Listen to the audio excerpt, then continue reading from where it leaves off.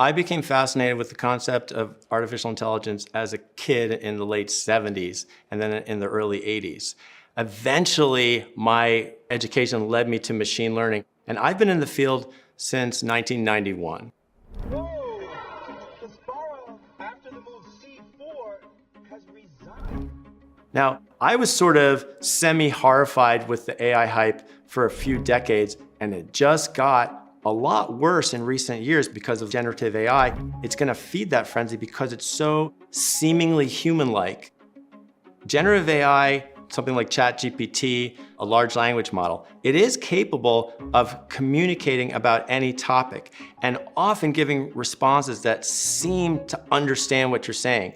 And I grant that on some level, it has captured understanding and the meaning of words and phrases and sentences and paragraphs. But I believe that the difference between what it can do and what humans can do is gonna become increasingly apparent.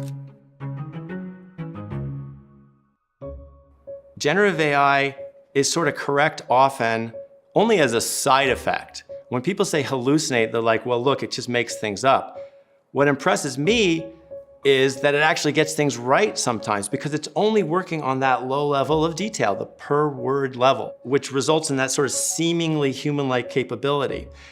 There's a big difference between that impressive capability and the potential value. It's certainly valuable for writing first drafts. So it'll produce a first draft of a letter you need to write or a syllabus or something like that. But you can't trust it blindly. You have to proofread everything that it gives you. That actually, in a way, makes it less potentially autonomous.